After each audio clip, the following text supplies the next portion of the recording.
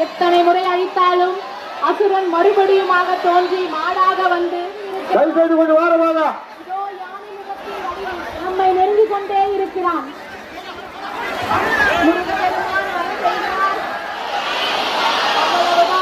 முருகன் வரம் செய்திருக்கிறார் காண்பதற்காக எத்தனை கோடி மக்கள் இங்கு வந்து கொண்டிருக்கிறார்கள். எத்தனை கூட்டங்கள் கண்ணனின் இந்த சூரசங்கார நிலையை பார்ப்பதற்காக. ஆஹா,